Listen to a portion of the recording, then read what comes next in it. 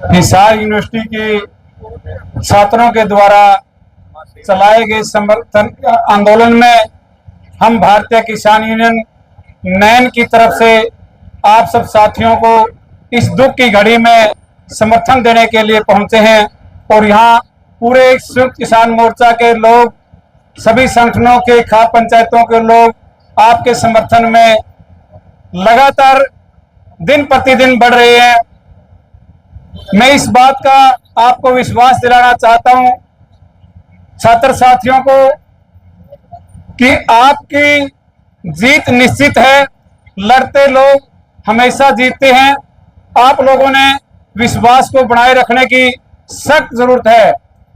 मैं आप साथियों से बताना चाहता हूं कि जो पिछले कोई भी, चाहे भगत सिंह की बात करें, आजादी की बात करें, किसान आंदोलन की बात करें, जिन जिन लोगों ने भी आंदोलन में शहादत दी है, तब हर आंदोलन की जीत निश्चित हुई है।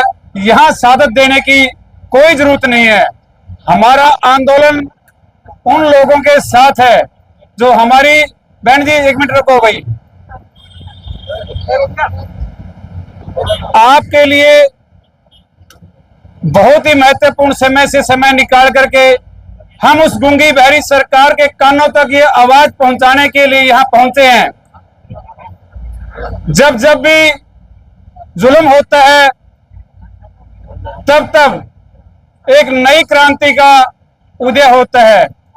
आज हमारे इस हिसार यूनिवर्सिटी के वीसी के द्वारा न केवल छात्रों के ऊपर अत्याचार किया गया है, यहाँ के जो कर्मचारी हैं, कच्चे कर्मचारी हैं, हेडों पर जो बाहर से कर्मचारी लिए गए हैं, और पक्के कर्मचारियों पर भी अत्याचार इस केवल वीसी के द्वारा नहीं कहूंगा, जो केंद्र की सरकार में बैठे हुए सत्ता पर लोग हैं, उनके द्वारा किसान को खत्म करने की, नौजवान को खत्म करने की, शिक्षा नीति को खत्म करने की जो एक लंबी गहरी सोच है, उस सोच के कारण ही आप लोगों को यहाँ गेट पर बैठना पड़ रहा है। ये कोई अचानक घटना नहीं है साथियों कि आप लोगों को ऊपर लठ बरसाए गए हैं। आप अपने हकों की आवाज को बुलंद करने के लिए, अपने हक की बात मनवाने के लिए वीसी साहब के दफ्तर में गए थे। मैं सीआईडी सिक्योरिटी के साथियों के माध्यम से, सलाहकार पत्रकार बंधुओं के माध्यम से, हरियाणा प्रदेश के मुख्यमंत्री से इन छात्रों के पक्ष में मांग करता हूं कि जो आप लोगों के द्वारा ये जो वीसी साहब यहाँ बिठाए गए हैं, पहली बात तो मैं इस वीसी को, इस यूनिवर्सिटी के लिए वीसी ही नहीं मानता। जिस व्यक्ति ने हमारे 5-5 साल तक की डिग्रियां लेकर के, जो पीएचडी करने वाले छात्र थे, जो डॉक्टरेट की डिग्री जिन्होंने ली है, जो फिलोसफर हैं, हमारी बहनें हैं, हमारे भाई हैं, उनके द्वारा जो 70% की जो पहले कंडीशन रखी गई थी, इस सरकार के द्वारा उस 70% कंडीशन को 75% करने के बाद, उसके बाद भी कहा कि आपको 25%, 75 में से ही 25% लोगों को स्कॉलरशिप दी जाएगी। और जो नौकरी की, रोजगार की बात है, पूरे हरियाणा प्रदेश में एकमात्र एग्रीकल्चर यूनिवर्सिटी हिसार है। साथियों, इस सरकार की गलत नीति है, इसकी सोच गंदी है। इसकी सोच गंदी इस बात को लेकर के है कि ये जो हरियाणा एग्रीकल्चर यूनिवर्सिटी है, पूर्व के मुख्यमंत्री मनोहर लाल के द्वारा साथियों इस यूनिवर्सिटी का नाम भी बदलने की एक गहरी साजिश सोच रखी गई थी। जो पूर्व में हमारे यहाँ प्रोफेसर लेक्चरर थे, वो चौधरी चरण सिंह जी का यहाँ कैलेंडर से नाम हटवाने की वो एक गहरी सरकार की साजिश थी। आप सब साथियों ने और सब किसान नेताओं के द्वारा इस धरने को रख करके यहाँ उस काम को करवाने में आप लोगों की जीत हुई थी। आप लोगों ने इस सरकार को उनकी औकात दिखाने का काम किया था। और मैं साथियों स्टेट सेक्रेटरी से एक माफी चाहूंगा कि कुछ 1-2 सेकंड हमारी फालतू लग सकती है। ये पूरा प्रदेश एग्रीकल्चर पर डिपेंड करता है। एग्रीकल्चर यूनिवर्सिटी के नाम से ये यूनिवर्सिटी खोली गई है। यहाँ जो तो डॉक्टर होने चाहिए, तो वो एक भी डॉक्टर यहाँ नहीं है। इस वीसी की जिम्मेदारी बनती है कि मुख्यमंत्री, राज्यपाल के माध्यम से, देश के प्रधानमंत्री से वो यहाँ डिग्रियां जो धारक विद्यार्थी हमारे बैठे हुए हैं, बेरोजगार कतार लंबी बनी हुई है, उनको डॉक्टरेट की यहाँ संख्या जो पूरी होनी चाहिए थी वो नहीं है यहाँ पर साथियों। और दूसरी बात ये है कि जो हरियाणा एग्रीकल्चर यूनिवर्सिटी के अंदर एक साल में 2 कृषि के नाम से मेले लगते हैं, जिसके अंदर किसान को नए औजार, नए रोजगार और नए खाद बीज उपलब्ध करवाए जाते हैं। उस बात को लेकर के पिछली जब से ये बीजेपी की सरकार किसान साथियों, नौजवान युवा साथियों सत्ता में आई है, उस दिन से यहाँ किसान को अंदर एंट्री पर बैन लगा हुआ। कोई भी साथी ट्रैक्टर ट्रेली लेकर के, हमारा थ्री व्हीलर लेकर के जो बीज लेने के लिए जाता है वहां कांटा लगा दिया जाता है, किसान को बीज नहीं मिलता। और जो किसान आंदोलन के बाद इन लोगों को, जेजेपी और बीजेपी के लोगों को गांव में एंट्री नहीं होती थी, ये अपने यहाँ पर राजनीति का अड्डा, राजनीति का एक कचहरी यहाँ खोलने की सरकार के द्वारा काम की गई। सरकारी बसों में बिठा करके पलवल से, अंबाड़ा से, डब्बावाड़ी सरसा से और नौ तक के किसान साथियों को यहाँ बैठा, वर्करों को, बीजेपी के वर्करों को ला करके दिखाया जाता था और कहा जाता था कि ये किसान पूरे हरियाणा का उमड़ा हुआ है, यहाँ बीज लेने के लिए आए हुए हैं।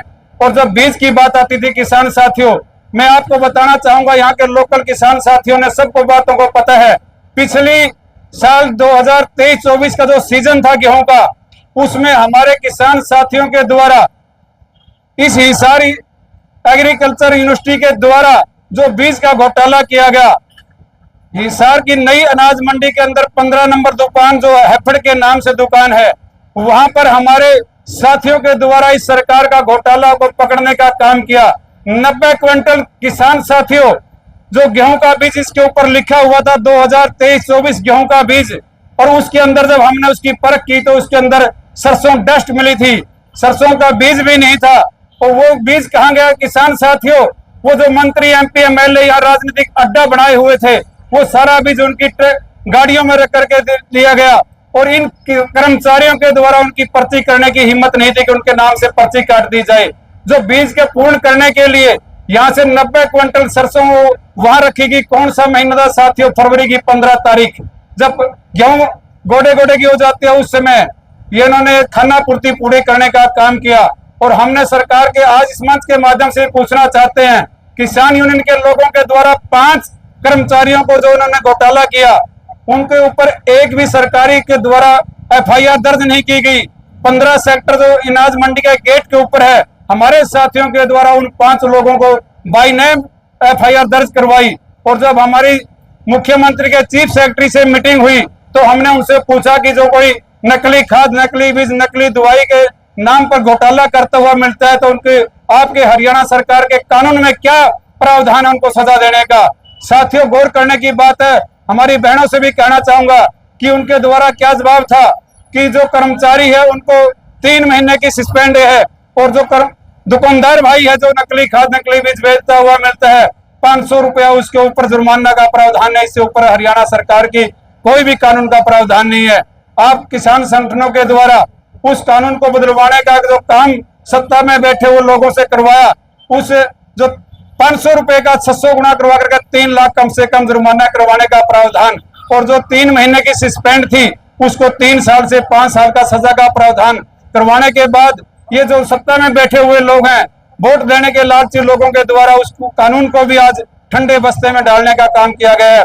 मैं आपको विश्वास दिलाना चाहता हूं, जो किसान साथियों के अलावा जो हमारे कल छात्र नेता राज्यपाल से मिलकर के आए थे, उन्होंने यहाँ विस्तार से चर्चा की कि ये राजनीतिक लोग चश्मा दौर रखते हैं, यहाँ दूसरे एंगल से देखते हैं और सरकारी लोगों, सत्ता में बैठे हुए लोगों को गुमराह किया जाता है कि आपके द्वारा बताया गया कि वीसी साहब की गाड़ी तोड़ दी, शीशे तोड़ दिए, वो कर दिया।